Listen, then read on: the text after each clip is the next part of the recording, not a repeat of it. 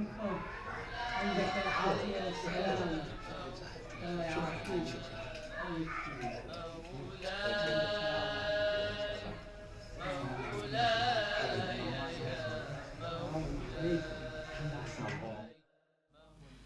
أعوذ بالله من الشيطان الرجيم.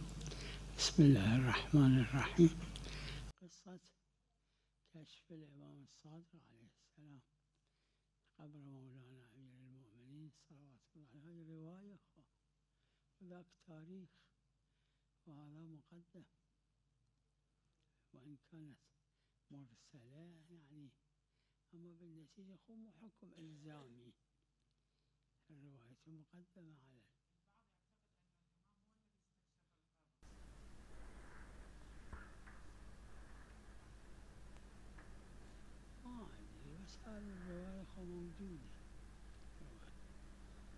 ये तारीख़ है कि इमाम जाफ़र सादिक़ अलैहिस्सलाम के ज़माने में अमीरुल मोमिनीन अलैहिस्सलाम की क़ब्र को कश्फ किया गया या ज़ाहिर किया गया, और तफसीली रवायात मौजूद हैं इस सिलसिले में।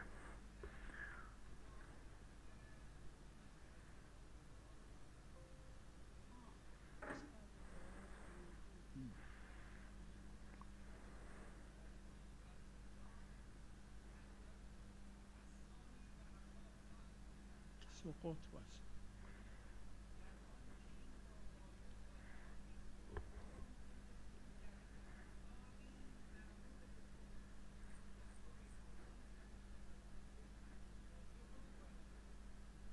میدونم وظیفه عادی خودش ها نه جهل مرکب بوده، روی جهل مرکب روزه بوده.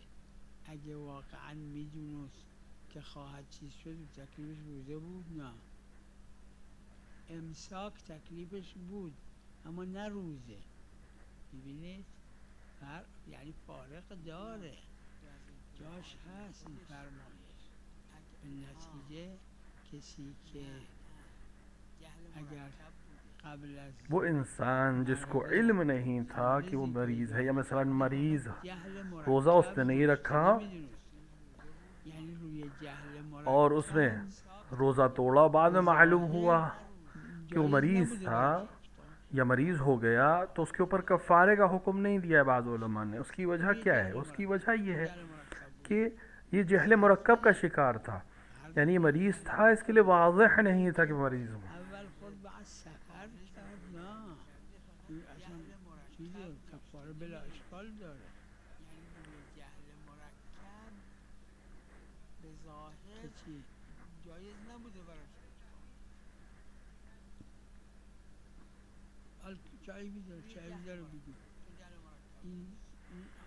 क्योंकि ये जो रोज़ा रख रहा है ये जहल मुरक्कब की बिना पे रख रहा है।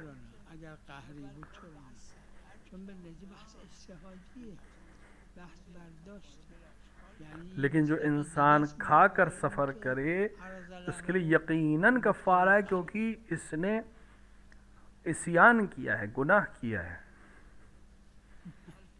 تجری قبول تجری قبول اما شلاق نه.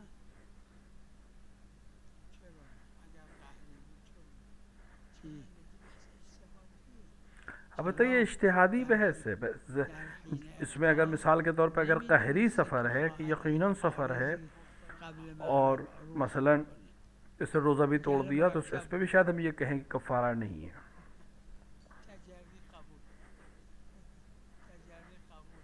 مكلف بالفعل هستیم، ها مكلف بالفعل هستیم، مراعا نه مطلقا، مراعا برای اینکه تکلیف واقعی باشه. اگه کشف شد که تکلیف واقعی نبوده چه گیری داره؟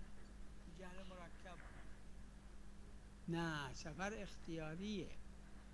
حالا عربه فرق گذاشته، حالا ایشون هم فرمودن که سفر غیر اختیاری شد.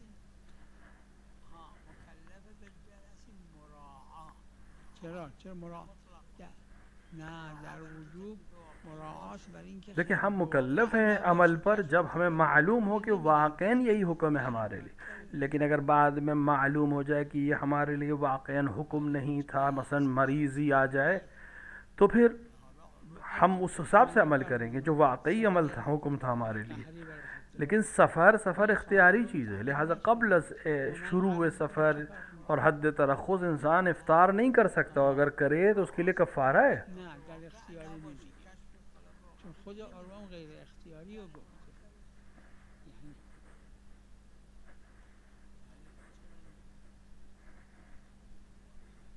آها ایشون همین رو آره. سفر قهری برای ابتلا این صاحب عروه متعرض نشده، اما من اس کو صاحب عروہ نے بیان نہیں کیا، لیکن اگر سفر قہری ہو جائے یعنی مجبور ہو جائے سفر پہ، نه بحث در عروه مطرح کرده جایی که اختیاری نباشه، نه اینکه خودش براش عارض عروہ نے بھی جو کہا ہے وہ غیر اختیاری سفر کے لیے کہا ہے. رفتن میمونه بعد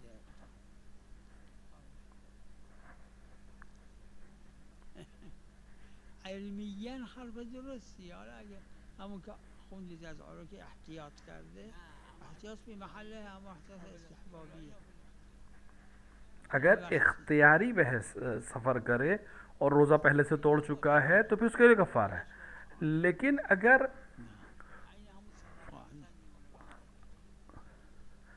لیکن اگر قہری سفر ہو یعنی مجبوری کا سفر ہو تو ممکن ہے کہ بعض علمی بحث ہم کر سکتے ہیں اس پہ.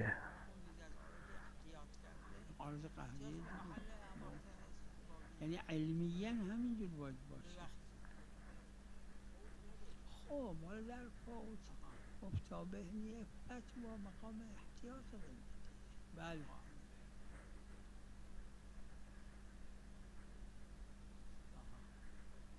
یعنی خیال میکرد یہ شخص سوچ یہ رہا تھا یا سمجھ یہ رہا تھا کہ اس کو روزہ رکھنا ہے. یعنی علمیاً همینجور باید باشه.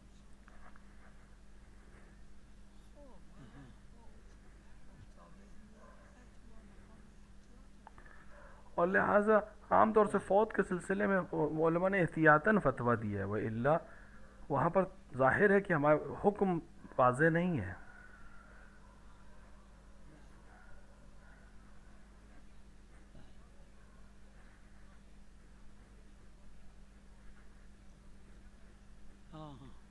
به خاطر اطلاق دلیل کفاره جمع. اولا میدونید کفاره جمع محل بحثه، مطلقا محل بحثه، گرچه مشهور قائل شدن منم قائل شدم. بنابراین وقت کفاره جمع اصلا در کفارات دلیل نگفته که مبطل صوم باشه. دلیل گفته اگه این حرام را خورد، اگه این حرام را انجام داد، کسی که واجبه برش باقی فرق نمیکنه. دیکھیں اولاً تو جو کفارہ جمع یعنی تینوں کفاروں کا انسان کے اوپر وارد ہونا احتیاطاً اکثر کے نزدیک اختلافی مسئلہ ہے. کفارے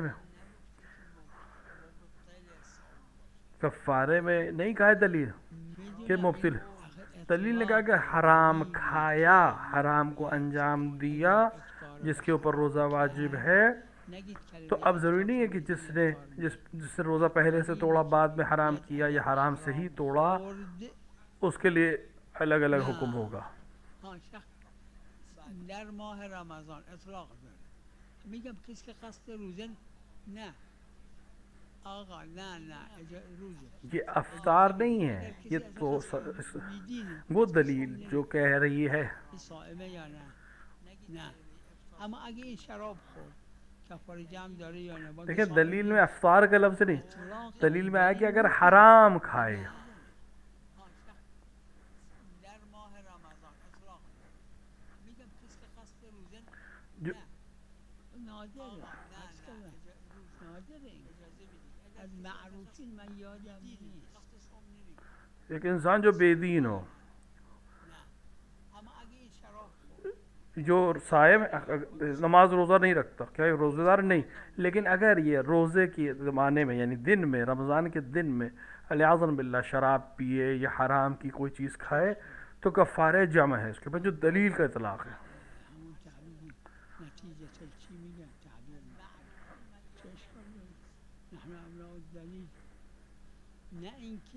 نه اینکه اونی که دور لازم میاد که علم به حکم موجب این بشه، نه اون درست نیست. اما نتیجه تقیید، تقیید درست نیست، اما نتیجه تقیید که اشکال نداره.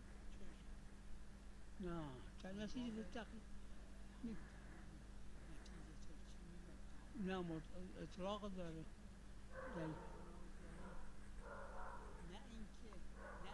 ہم دلیل کے محتاج ہیں، جہاں دلیل ہے وہاں حکم، جہاں جہاں علم ہے وہاں ہم حکم نہیں دیں گے، لیکن جہاں علم نہیں ہے انسان کو اور بعد میں معلوم ہو، وہاں یہ سمجھ میں آ جائے کہ جو چیز ہم سمجھ رہے تھے وہ غلط تھی، لہٰذا ہم وہاں پر حکم دیں گے کہ اس کے لیے مثلا اس کو معلوم نہیں تھا کہ اس کے اوپر حکم نہیں ہے.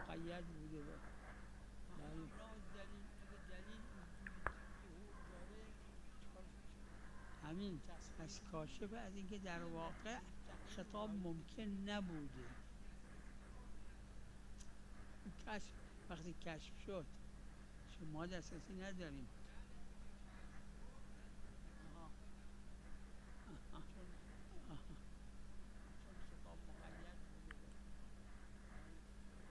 اگه خطاب مقید باشه به اینکه این مانع نباشه خطاب نبوده واقعا. بله تجری میشه. نعم. دیکھیں جب معلوم ہو گیا کہ ہمارے لیے واقعی حکم کیا تھا تو پھر ہم اس کے حساب سے عمل کریں گے. جب تک نہیں معلوم ہے ہمیں جو سمجھ میں آ رہا ہے ہم اس کے لحاظ سے عمل کریں گے.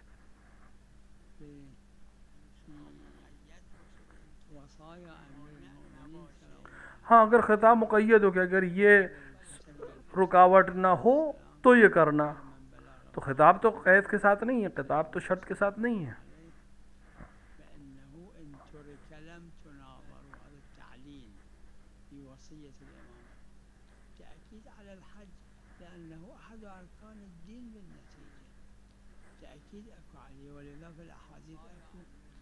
امیر المومنین کی وصیتوں میں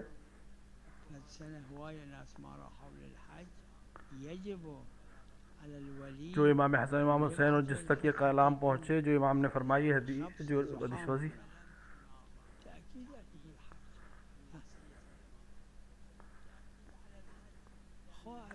تاکید ہے حج کے لیے، لہذا حدیث میں ہے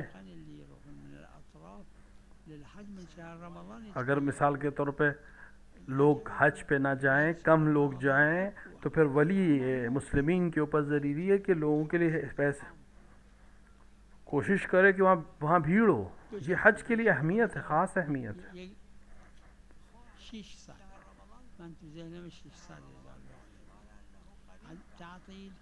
اور ماہ مبارک میں جو دعا کے لیے بہت زیادہ تاکید ہے حج میں، اس لیے کہ تقریباً حج نزدیک ہے حج سے، کیونکہ عام طور سے لوگ جو حج پہ جانا چاہتے ہیں اور رمضان کے مہینے سے تیاری شروع کر دیتے ہیں، اور پچھلے دور میں تو اور زیادہ.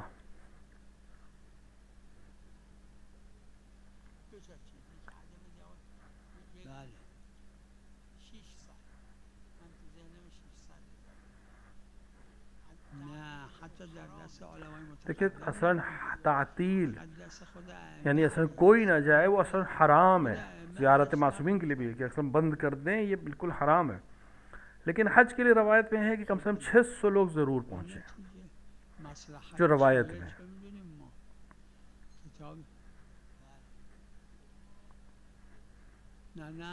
نه روایت داره نزد حضرت حجت عجل الله فرجه شریف هست این کتاب. مقدس خود ائمه علیهم السلام بوده، خود ائمه ازش نقل کرده. اصل یعنی روایاتی که از معصوم شنیده علیه السلام توی یک کتاب جمع کرده، تو 2 تا 3 تا. ہمیں مصلحت کا تو علم نہیں ہے، کچھ چیزیں ایسی ہیں جو خاص ائمہ کے پاس تھیں، حتی علماء تک نہیں پہنچی.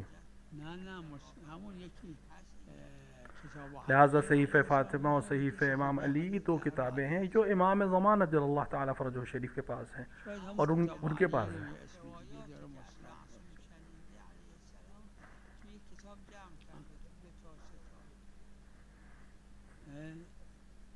ایشون میگن کتاب خاصی نی به نام مسند علی.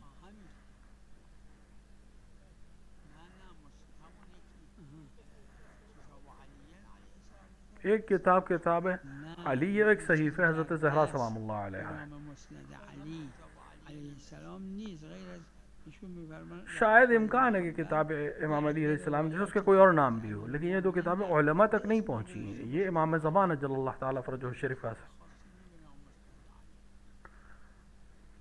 نه مسند نی، اون صحیفه فاطمه سلام الله علیها این هم اسمش کتاب علی علیه السلام، یعنی این دوتا رو من میدونم. دست به نام مسند علی علیه السلام نیز غیر از ایشون می‌فرمایند در احمد بن حنبل یه عده روایاتی که از اینا احمد ابن حنبل نے البتہ یعنی تو این قرن نے ایک کتاب مرتب کی جس میں ساری حدیثیں امام علی سے نقل کی تھی، اس کا نام مسند امام علی ہے.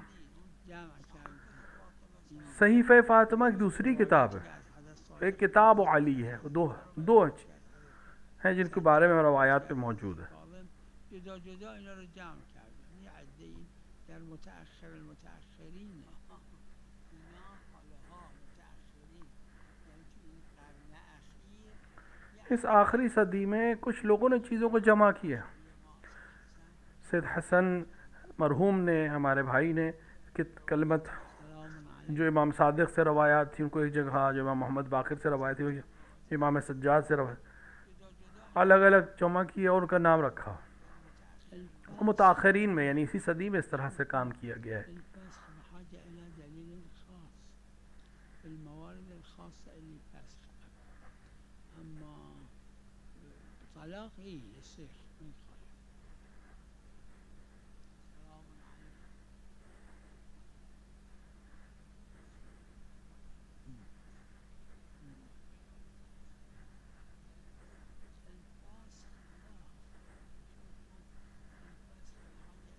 لا عدل دیکھیے فسخ کو تو ایک خاص دلیل کی ضرورت ہے، بالنکاح بغیر دلیل کے ہم حکم نہیں دے سکتے فسخ کا. غير موارد ہاں طلاق امکان میں ہے، شخص کے پاس طلاق کا حق موجود ہے. بعض الموارد بعض الفقهاء قالوا لا فسخ الفسخ بالنكاح بالخصوص بحاجة إلى دليل حتى له ما أدري في بعض الموارد اللي رواية خاصة يعني مو من الأقسام من أقسام الفسخ بالنكاح. دیکھیے فسخ کی جو روایات ہے اس کے علاوہ کسی چیز میں فسخ کی اجازت نہیں ہے، یعنی اپنے آپ فسخ ہو جائے یا ختم ہو جائے. وہاں طلاق ہے، وہاں شخص کو طلاق دے سکتے ہو، کیونکہ نکاح ختم کرنے کے لیے دلیل کی ضرورت ہے.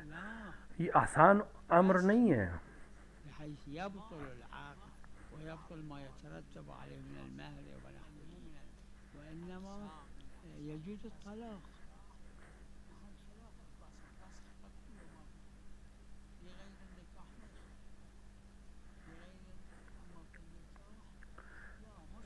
دیکھیے نکاح کے علاوہ یعنی شادی بیاہ کے علاوہ بہت سی چیزیں ہیں جس میں فسخ ممکن ہے یا خیار ممکن ہے، لیکن شادی میں فسخ جو ہے اس میں جہاں جہاں روایت نے اجازت دی وہی ہے، وہ الا اس کے پاس طلاق کا اختیار ہے، وہ طلاق دے کے معاملے کو ختم کر سکتا ہے. فسخ یعنی اپنے آپ ختم ہونے کے لیے روایت کی ضرورت ہے، جو روایت جن موضوعوں کا ہے اسی کو ہم کر سکتے ہیں.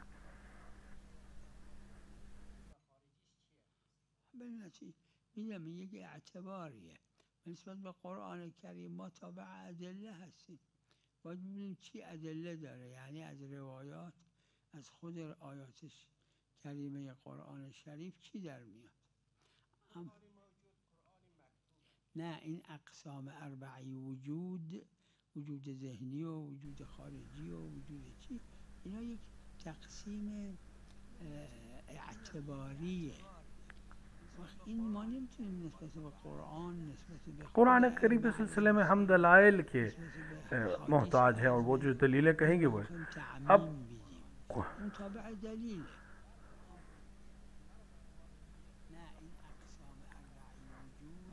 یہ جو وجود کی 4 قسموں کے بعد جو وجود ذہنی اور وجود خارجی، یہ تقسیم ایک اعتباری تقسیم ہے.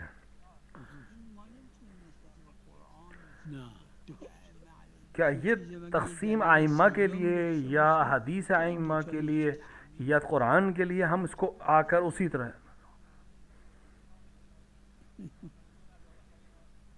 نه این میشه تفسیر، این میشه تفسیر، باید از اهل بیت رسیده باشه. تفسیر کشف غامض دیگه، وقتی که غامض شد اگه ظهور بود بله حجت بود، اما این ظهور نیست، ظواهر حجت ظهور نیست. از این جهت یہ جو دو آیتیں آپ نے تلاوت کی، یہ دو چیزوں کی بات ہو رہی ہے، ایک چیز نہیں ہے. یعنی لا یفترقان به این معنی، نه عین به این که عین راست. یہ جو آپ کہہ رہے ہیں تفسیر، ہم تو پیغمبر خدا فرمود ہمیں اہل بیت سے جو چیز ملی ہے یہ پہنچی ہو، اسی کے حساب سے ہم بات کر سکتے ہیں. عربی منطقه فراغ ظہور تو نہیں ہے، یہ ظاہر تو نہیں ہے آیت. اس جہت میں کہ یہ دونوں ایک ہیں یا الگ الگ ہیں، اجمال ہے، یعنی واضح نہیں ہے، تو ہم روایت سے کی طرف جائیں گے. دو تا چیز اما لا یفترقان با هم. حضرت پیغمبر صلی الله علیه و آله روایت داره اشاره به دو تا سبابشون کردن اینجوری فرمودن کهاذین ولا اقول کهاذین که یکیش بلندتره. قرآن و اہل بیت کے درمیان کوئی فاصلہ نہیں، جیسے کہ پیغمبر نے فرمایا ہے. اکبر یعنی اهم، مو انه منطقه فراغ، يعني شوفوا هذا هنا اكو منطقه فراغ، هذا مو موجود. دو چیزیں ہیں لیکن آپس میں ایک ساتھ ہیں دونوں. ایک کہنا عین ہم، یہ ایک الگ بحث ہو جائے گی. اکبر یعنی اهم. پیغمبر نے اپنے دونوں انگلیوں کو، دونوں اشارے کی انگلیوں کو سامنے کر کے کہا کہ اس طرح سے ایک ساتھ ہوں، برابر ہیں. یعنی حتی دو انگلیاں ایک ہاتھ کی نہیں رکھی گئی جس میں کم چھوٹی ہو.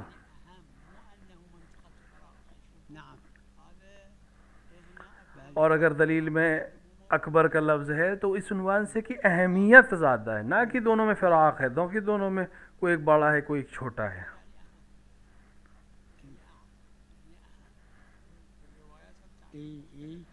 اور روایات مختلف ہیں، کبھی اکبر ہے، کبھی اعظم کا لفظ بھی ہے بعض روایات میں. یعنی الانسان يطلب من الله عز وجل بهذه التعبيرات لحوائجه بالأخير. ہم انسان يقول إلهي بمحمد وعلي ان تعبیرات کے ذریعے سے خدا سے مانگتا ہے، جس طرح ہم ائمہ علیہ الصلوۃ والسلام کو واسطے سے مانتے ہیں.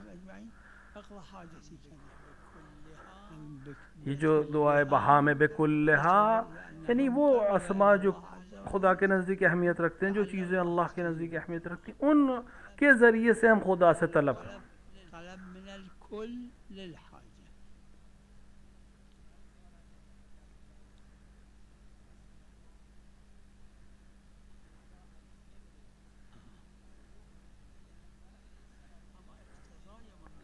مناسبت حکم موضوع کا ایک قاعدہ ہے، اس کے لحاظ سے مراد ان زیارت میں علی سے مراد علی بن الحسین وہ علی اکبر علیہ السلام ہیں جو کربلا میں شہید ہوئے، کیونکہ ظاہر ہے کہ امام زین العابدین کربلا میں شہید نہیں ہوئے، اور یہاں زیارت جو ہے وہ شہداء کی پڑھی جا رہی ہے.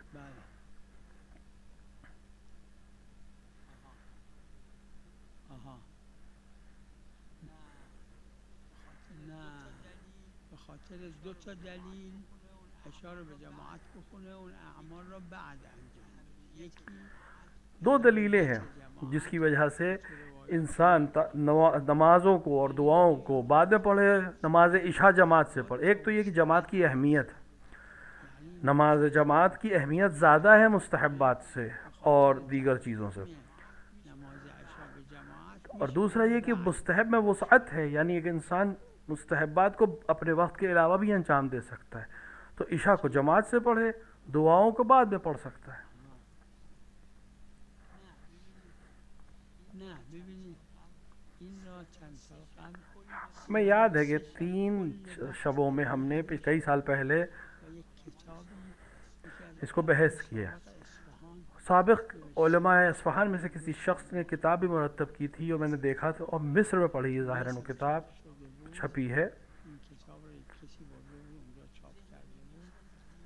ذهن من بیشتر تقریباً میرے ذہن میں ہے کہ انہوں نے 200 قرینے روایات اور فقہا کے فتوا کے لحاظ سے اور دیگر چیزوں کو جمع کیا تھا اس کتاب میں، جمع کرده بود کہ اس کا مجموع یہ تھا.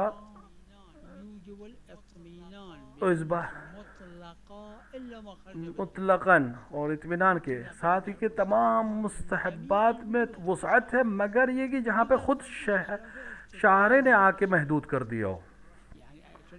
صغراش کبراش گیری نداره. اگه صغرای ارتکازی یعنی اول ماه ذوالحجه غسل غدیر بکنه. بس ایک انسان پہلی ذی الحج کو عید غدیر کا غسل کرے، معلوم ہے کہ غلط ہے یہ. روایت داره مثل غسل جمعه رو قبل بکنه اگر روز جمعه آب گرفته. وقت اینجا در اینجا چون دلیل داره اینجا رو جہاں روز پنجشنبه اگر روز جمعه آب گرفته نداریم جہاں پر دلیل نہیں ہے، اما هر جا دلیل خاص جہاں پر نہ ہو، وہ ظاہر یہ ہے کہ مجموع روایات اور جزیات کے ساتھ اور فقہا کے فتویٰ کے ساتھ یہ اطمینان حاصل ہو جاتا ہے کہ مستحبات میں انسان مقدم مؤخر کر سکتا ہے. اس پہ ہم نے بحث کی تھی 3 رات ہمیں یاد ہے. اگر نه اصل موضوعیت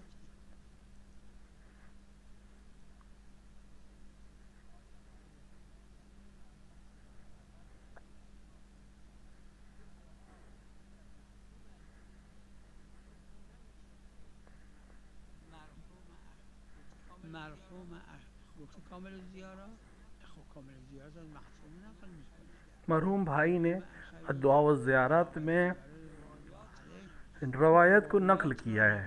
اگر آپ خود اس کتاب کو دیکھیں گے تو آپ کو معلوم ہو جائے گا کہ یہ دعائے اعلیٰ مضامین جو ہے کس معصوم سے ہے. شیخ عباس قمی معمولاً روایات کو ہمیشہ بیان نہیں کیا، لیکن مرحوم بھائی نے الدعاء والزیارات میں تقریباً ہر روایت کو نقل کیا ہے، پھر اس کی دعا یا عمل کو نقل کیا.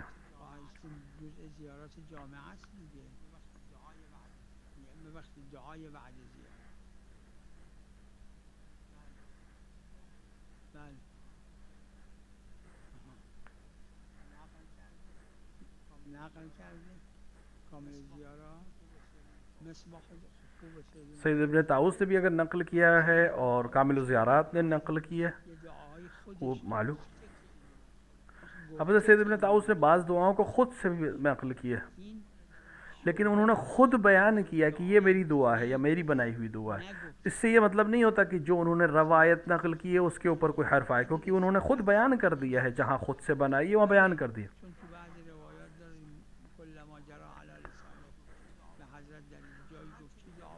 البتہ کچھ روایات میں ہیں کہ حضرت اشارہ کہ ہر وہ چیز جو تمہارے زبان پہ آ جائے اس کو دعا کی طرح سے پڑھ سکتے ہو. تو سید ابن طاؤس نے جہاں خود سے دعا بنائی ہے وہاں کہا ہے کہ یہ میں نے بنائی ہے یا میری بنائی ہوئی دعا ہے.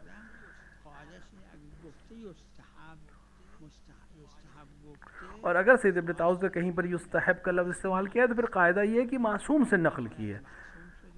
اور قاعدہ تسامح جو ہے ادلہ کے سلسلے میں، دلائل کے سلسلے میں، اس کے لحاظ سے یہاں پر بات واضح ہو جائے گی اور دلیل بن جائے گی ہمیں مستحب ہونے کی.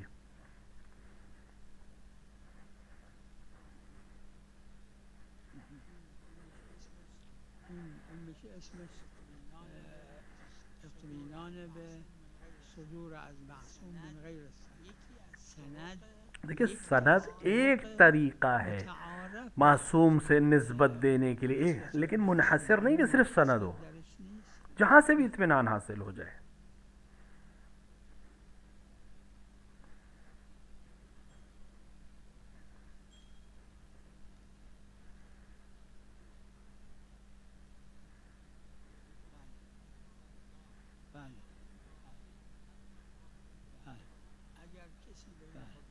اگر کسی بین خود و خدا مطمئن شد کہ تو فقه دیکھیں کبھی کبھی ایسا فقہ میں بھی ہے، جواہر اور دیگر کتابوں میں ہے کہ مثلا یہ تعبیر یا یہ جملہ اس سے ظاہر کہ یہ معصوم سے ہے جبکہ سند نہیں ہو. اگر خود اپنے اور اپنے خدا کے درمیان اطمینان ہو جائے تو اپنے لیے حجت ہے، لیکن جو دوسرا مطمئن نہیں اس کے لیے حجت نہیں ہے. ایک سچے کی خبر اس پہ حجت ہے، لیکن ایک کسی بتانے والے کی سچائی سے نہیں، کیونکہ خبر تو نہیں ہے، لیکن خبر اسے صحیح لگے اپنے لیے اس کے لیے حجت ہے.